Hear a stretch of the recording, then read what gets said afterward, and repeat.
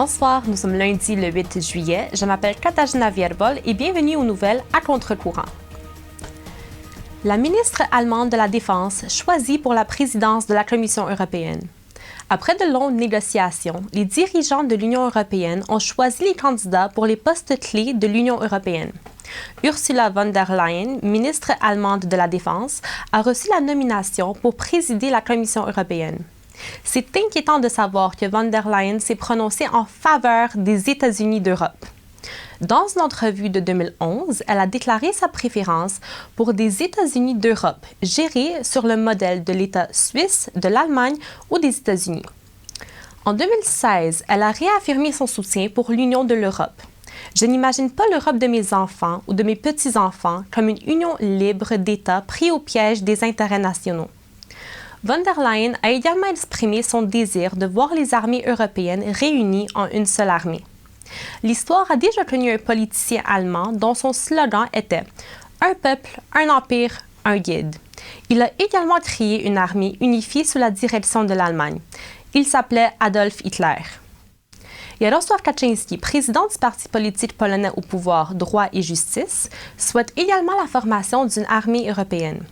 Dans une entrevue avec le quotidien allemand Die Welt, il a déclaré « L'Union doit mettre en place une armée commune et cette tâche ne peut être continuellement repoussée. » À la fin du sommet à Bruxelles, le premier ministre polonais Mateusz Morawiecki a déclaré « La Pologne a atteint son but. Je suis heureux que l'Union européenne soit dirigée par des personnes capables d'unifier l'Europe sans en insulter les États membres. » Il serait intéressant de savoir si les patriotes polonais, grâce auxquels le Parti Droit et Justice est arrivé au pouvoir, souhaitent réellement voir des dirigeants allemands à la tête de l'Union européenne, qui en plus se prononcent en défaveur d'États nationaux, et si ceux-ci désirent une seule armée européenne. Le socialiste italien David Sassoli a été élu président du Parlement européen. Après son élection, celui-ci a appelé les Européens à critiquer le nationalisme, l'appelant un virus produisant des conflits destructifs. Il a également appelé les Européens à réformer les règles de l'Union européenne en matière d'immigration et d'asile politique. Simplification des procédures d'entrée en Russie. Est-ce une tentative de recruter des espions? La Russie a introduit des visas électroniques gratuits à Kaliningrad, qui est une ville russe située entre la Pologne et la Lituanie. Les voyageurs des pays concernés peuvent, dès le 1er juillet, se rendre sur le site du département consulaire du ministère des Affaires étrangères de la Russie afin de remplir le formulaire permettant l'obtention d'un visa électronique valide pour une période de séjour allant jusqu'à 8 jours. Les citoyens de plus de 50 pays, y compris la Pologne et les pays de l'Union européenne, peuvent désormais bénéficier de cette option à l'exception du Royaume-Uni, des États-Unis et du Canada. Il convient de noter que cette procédure facilitée d'entrée dans les pays constitue un moyen excellent pour les services secrets russes d'obtenir l'information et de recruter des espions. Le député lituanien Laurynas Kasčiūnas a déclaré que les citoyens lituaniens présents sur le territoire de la Russie seraient davantage visés par les services secrets russes. Les tentatives de recrutement sont régulières et systématiques et ne font que s'intensifier, a déclaré le député. Ce service électronique est prévu d'être valide sur tout le territoire de la Russie dès 2021. Pasteur polonais fait appel pour boycotter les produits chinois.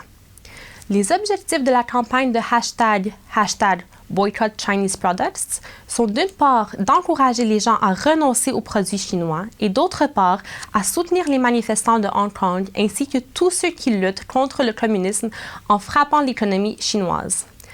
Paweł Chojecki, pasteur de l'Église de la Nouvelle Alliance à Lublin, a dit « Il est temps pour un boycott consommateur. Même s'il ne touche que 0,5% des exportations chinoises, ce serait perceptible. » C'est pourquoi je fais appel à nos téléspectateurs de se joindre à la campagne hashtag Boycott Chinese Products. Jusqu'à ce que nous voyions la victoire d'un libre Hong Kong, n'achetez pas de marchandises chinoises. Dans la mesure du possible, bien entendu. Si vous avez le choix, n'achetez pas les produits chinois. Achetez autre chose. Même si vous dépensez quelques dollars de plus, dites-vous que c'est une aide mesurable pour ces personnes.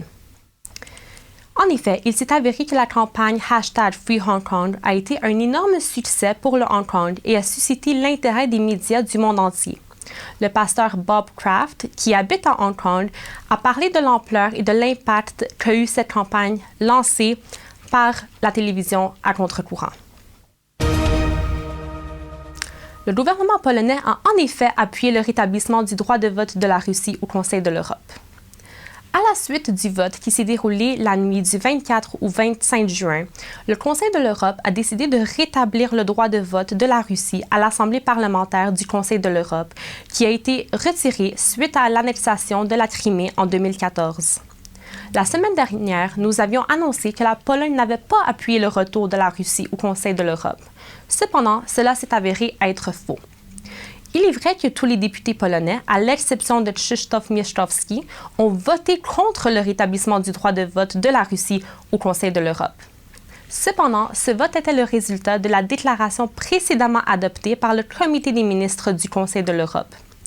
Le 17 mai à Helsinki, une déclaration a été adoptée selon laquelle tous les États membres, dont la Russie, devraient avoir le droit de participer sur un pied d'égalité au Comité des ministres et à l'Assemblée parlementaire. À ce moment, la Russie était le seul pays à ne pas participer sur un pied d'égalité.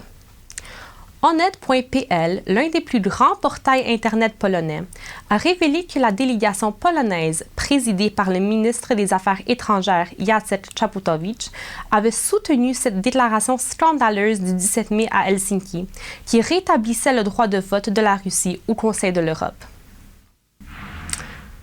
L'Ukraine, la Lituanie, la Lettonie, l'Estonie, la Géorgie et l'Arménie s'y sont opposés. Film pro-vie bientôt à l'affiche au Canada. Après avoir été empêché d'être distribué au Canada, Unplanned, un film pro-vie, sera projeté dans au moins 24 cinémas à travers le pays pendant une semaine à compter du 12 juillet. Le film raconte l'histoire d'Abby Johnson, une ancienne directrice de Planned Parenthood devenue activiste pro-vie. Aux États-Unis, Unplanned est sorti en salle de cinéma le 29 mars. Malgré un classement de R par Motion Picture Association of America, signifiant qu'il est interdit aux mineurs de 17 ans non accompagnés d'un adulte, le film s'est avéré un succès rapportant 18 millions de dollars. Cependant, le film a été interdit au Canada après que les distributeurs de films Landmark, Cineplex et Mongrel aient refusé de sortir le film en raison de son contenu. Chuck Konzelman, auteur, producteur et réalisateur du film, a expliqué la situation au Canada. Et ceci dans la foulée du rejet universel de tous les distributeurs canadiens que nous avons approchés et dont la participation est exigée par la loi pour présenter un film en salle dans le territoire le plus vaste possible au Canada. En fait, nous ne pouvons même pas obtenir la cote d'un office provincial du film, puisque l'un des éléments obligatoires de la demande dans chaque province est d'inscrire le nom de notre distributeur. En avril, le film a été projeté sur la colline parlementaire où des députés ainsi que des militants pro-vie ont pu le visionner. Depuis lors, les demandes pour ce film ont augmenté. Abby Johnson, dont l'histoire est racontée dans le film, s'est également joint à la marche nationale pour la vie à Ottawa le mai dernier, où elle s'est prononcée sur l'interdiction du film au Canada. Une chose que j'ai apprise au Canada, c'est que vous êtes les gens les plus polis du monde. Vous devez arrêter d'être si poli. La vie est en jeu. Des enfants sont tués, démembrés dans le ventre de leur mère. Il n'y a rien de poli dans l'avortement et il est temps pour nous d'arrêter de battre en retraite devant les médias libéraux, devant votre Parlement libéral. Assez, c'est assez. Le distributeur canadien Cinedicom a depuis annoncé sortir le film en salle. Unplanned sortira le 12 juillet dans certaines salles de cinéma à travers le Canada. Questions of this. You gotta be careful. Rhonda, please don't do this! Rhonda! Let me tell you what's going to happen if you walk through that door. Congratulations. You've made an enemy of one of the most powerful organizations on the planet.